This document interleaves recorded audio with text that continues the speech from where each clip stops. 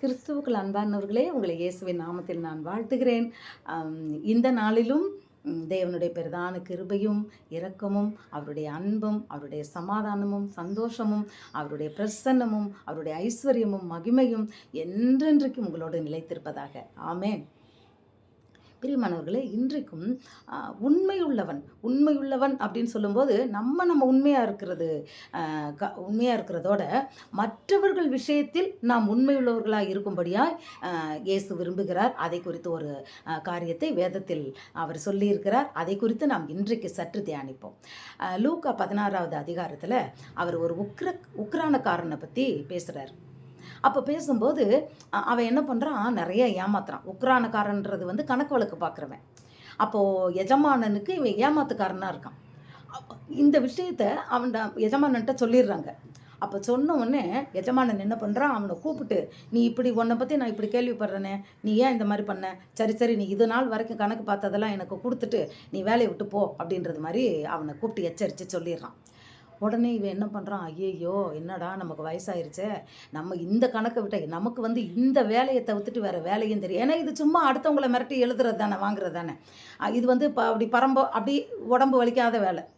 அப்போ இவன் சொல்கிறான், ஐயோ எனக்கு கொத்துறதுக்கு பலன் இல்லையே, நான் இனிமேல் போய் எங்கடா நான் வேலை செய்வேன், எனக்கு கஷ்டமாக இருக்கே, வருமானம் இல்லைன்னா நான் என்ன செய்வேன்னு பயந்துட்டு மண்டையில் ஒரு யோசனை ஓடுது அவனுக்கு. உடனே என்ன பண்ணுறான், எல்லாரையும் கூப்பிட்றான். இந்த எஜமானன்ட்ட கடை வாங்கினவங்களையெல்லாம் கூப்பிட்றான். அதானே உக்ரான வேலை அவனுக்கு. அவனை கூப்பிட்டு கேட்குறான், ஏய் நீ எவ்வளோ கடை வாங்கியிருக்க அப்படின்னு கேட்டவுடனே அவன் சொல்கிறான், நான் 100 குடம் எண்ணெய் வாங்கியிருக்கேன். அப்படியா, உட்காந்து 50ன்னு எழுது, சீட்டு எடுத்துகிட்டு வா. ஏன்னா அவன்கிட்ட கொடுத்துடணும். இவன் 50 தான் வாங்கியிருக்கானா, அவன்கிட்ட போய்க்கணும் கொடுத்துடணும் பாருங்கள் அப்படின்னு சொல்லி கேட்குறான். அப்போ இவன் 50ன்னு எழுது, சீக்கிரமாக உட்காந்து எழுது அப்படின்னு. அவன் சந்தோஷம் தானே படுவான், நல்ல வேலை நமக்கு 50 குறையுதுன்னு.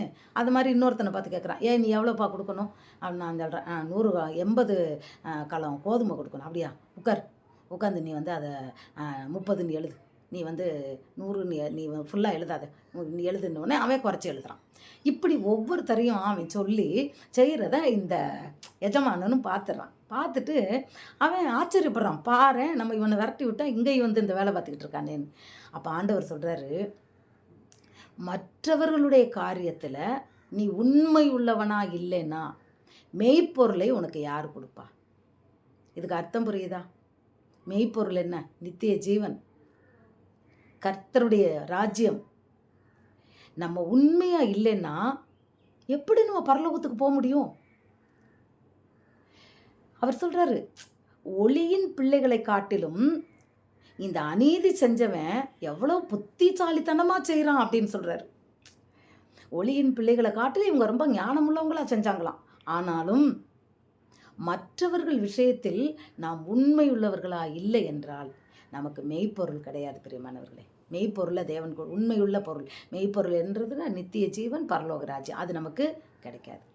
அப்போது நாம் தேவனுடைய ராஜ்யத்துக்கு போகணும்னா நாம் உண்மையுள்ளவர்களாக இருக்கணும், மற்றவர்கள் காரியத்தில் உண்மையுள்ளவர்களாக இருக்கணும். இப்போ ஒரு உதாரணத்துக்கு ஒரு பக்கத்து வீட்டில் இருக்கிறாங்க, அவங்க உங்களை சரியாக மதிக்காதவங்கன்னே வச்சுக்கிங்க. ஒரு பொருள் வருது, அவங்க உள்ளே தான் தூங்கிக்கிட்டு இருக்காங்க. அவன் பார்க்குறான், தட்டி அதாவது பெல் அடித்து பார்க்குறான், தட்டி பார்க்குறான், எந்திரிக்கலை. உடனே உங்கள்கிட்ட கேட்குறாங்க, இவங்க வீட்டில் ஆள் இருக்கா இல்லையா, எனக்கு தெரியாது. இப்படி நீங்கள் சொன்னீங்கன்னா மற்றவர்கள் விஷயத்தில் உண்மை இல்லாதவர்கள். ஆமாம் உள்ளதான் இருக்கிறாங்க, நல்லா தட்டுங்க, அவங்களுக்கு ஃபோன் நம்பர் இருந்தால் கூப்பிடுங்க அப்படின்னு நீங்கள் சொன்னீங்கன்னா மற்றவர்கள் விஷயத்திலும் நீங்கள் உண்மையுள்ளவர்களாக இருக்கிறீர்கள். ஒரு பொருள் காணாமல் போயிடுது, போட்டு போயிடுறாங்க, யாரோ எடுத்துகிட்டு போகிறாங்க. நமக்கென்ன அதை பற்றி? அடுத்தவங்க தேடி வரும்போது, எப்போ அவன் எடுத்துகிட்டு போயிட்டான்னு சொல்லிட்டோம்னா அப்புறம் தப்பாக போயிருப்பா, நம்ம ஏன் சொல்லணும்? இது மற்றவர்கள் விஷயத்தில் உண்மை இல்லாத பிரியமானவர்களே. ஏன்னா உள்ளதை உள்ளதென்றும் இல்லதை இல்லதென்றும் சொல்லுங்கள்ன்றார் இயேசு கிறிஸ்து. நாம் தேவனுடைய ராஜ்யத்துக்குள் நாம் பிரவேசிக்க வேண்டும் என்றால் நாம் உண்மையுள்ளவர்களாக இருக்க வேண்டும். உண்மையுள்ளவன் பரிபூர்ண நன்மைகளை சுதந்திரித்துக் கொள்கிறான். அந்த பூரணம்ன்றது எதுன்னா நித்திய ஜீவன் தான். இந்த உலகத்து காரியத்தையே நினைக்காதீங்க, இதெல்லாம் அனித்தியம். கண்ணால் காண்பதும் போய், கண்ணால் பார்ப்பது எல்லாமே அனித்தியம். இன்னைக்கு பார்த்துக்கிட்டு இருக்கோம், அந்த வீடு நாளைக்கு இருக்காது. இந்த பூமி, வானம், பூமி எல்லாமே ஒளிந்து விடும். என் வார்த்தையோ ஒரு நாளும், அதில் ஒரு உறுப்பின் எழுத்து கூட ஒரு நாளும் மாறாதுன்னு சொல்கிறார் ஆண்டவர். ஹல்லேலூயா. அப்போது சத்தியம்தான் நமக்கு. நாம் உண்மை உள்ளவர்கள்னு இருக்கணும்னு சொல்லி தேவன் விரும்புகிறார். மோசே எங்கும் உண்மையுள்ளவனாக இருந்தார். ஹல்லேலூயா. அதனால தான் மோசே ரொம்ப தேவனுக்கு பிரியமான ஒரு மகன். அதுபோல் தான் பிரியமானவர்களே, மற்றவர்கள் விஷயத்தில் நாம் உண்மையுள்ளவர்களாக இருக்கணும்.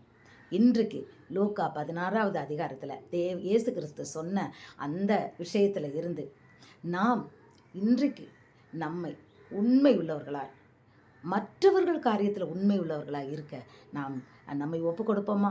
நம்ம என்ன வேலை செஞ்சாலும் சரி, ஆசிரியர் வேலை செஞ்சாலும் சரி, கவர்மெண்ட் வேலை செஞ்சாலும் சரி, ஒரு பிஸ்னஸ் பண்ணாலும் சரி, உண்மை உள்ளவனாய் மற்ற ஒரு கம்பெனியில் வேலை செஞ்சாலும் அது நம்ம மற்றவர்கள் காரியத்திலையும் நாம் உண்மை உள்ளவர்களாக இருப்போம். தேவனுடைய பரிபூர்ண ஆசீர்வாதத்தை நாம் பெற்றுக்கொள்வோம். God bless you.